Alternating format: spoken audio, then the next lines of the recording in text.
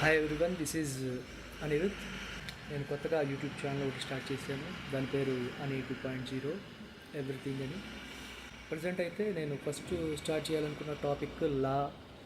అంటే ఇప్పుడు ఉన్న సివిల్ కేసెస్ అన్నింటిలో చూస్తే క్లియర్గా ఒకటే ప్రాబ్లం కనిపిస్తుంది.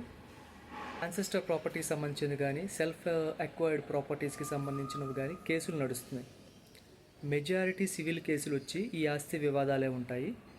ఈ ఆస్తి వివాదాల్లో చీటింగ్ అనేది ఎలా జరుగుతుంది, దాన్ని ముందే ఎలా ఐడెంటిఫై చేయాలి, ఎలా ఫస్ట్ ఐడెంటిఫై చేసి జాగ్రత్త పడాలి, ఒకవేళ మీ ప్రాపర్టీస్ ఏమన్నా ఇబ్బందిగా ఇరుక్కుంటే వాటి నుంచి ఎలాగా బయటికి రావాలనేది సొల్యూషన్స్ ప్రాక్టికల్గా మీకు ఎగ్జాంపుల్తో సహా చెప్తాను.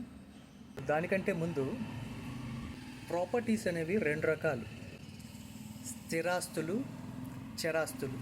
స్థిరాస్తులు అంటే ఇమ్మూవబుల్స్, అంటే మనం ఒక చోట నుంచి ఇంకో చోటకి షిఫ్ట్ చేయలేం, ట్రాన్స్ఫర్ చేయలేం. లైక్ ఇల్లు, ఇంటి స్థలం, ఫ్లాట్లు, వ్యవసాయ భూమి, వ్యవసాయ బావి, ఒక పెద్ద గోడము, ఒక పెద్ద ఫ్యాక్టరీ, ఒక షాపు, ఇంటి స్థలము, బియ్యపు గాదెల అరలు, అవి కూడా స్థిరాస్తులు. ఇవన్నీ కూడా అంటే మనం దాన్ని ఒక చోట నుంచి ఇంకో చోటకి మూవ్ చేయలేము అవి. రెండవది చరాస్తులు, అంటే మూవబుల్స్.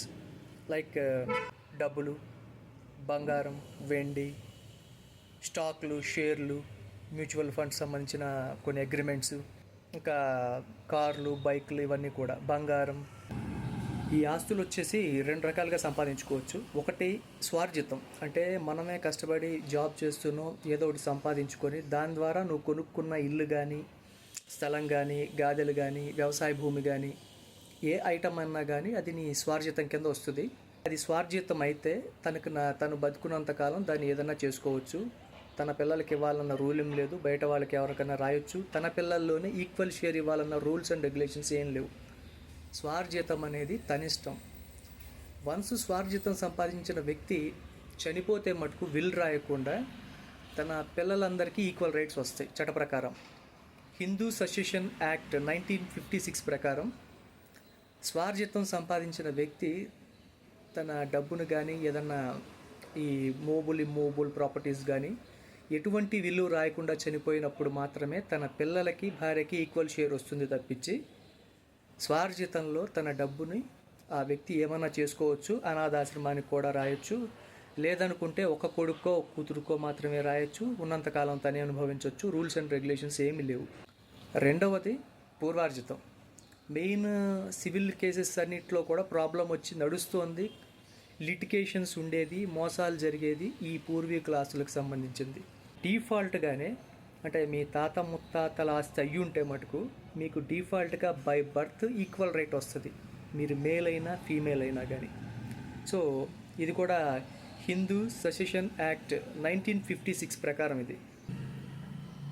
మ్యాక్సిమం సివిల్ కేసుల్లో మోసం జరిగేది పూర్వీకుల ఆస్తుల్లో.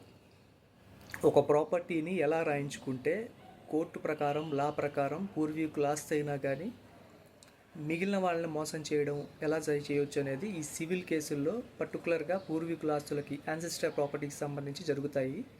ఎలా జరుగుతాయి అనేది ఒక కేస్ ఎగ్జాంపుల్గా నేను ఎక్స్ప్లెయిన్ చేస్తాను. ప్రజెంట్ అయితే ఈ వీడియోలో స్వార్జితం అంటే ఏంటి, పూర్వార్జితం అంటే ఏంటి, అండ్ ప్రాపర్టీస్ టైప్స్ ఏంటి, మూవబుల్ ప్రాపర్టీస్, ఇమ్మూవబుల్ ప్రాపర్టీస్, వాటిలోకి ఏమొస్తాయి అనేది జస్ట్ ఒక 2 minutes చెప్పాను.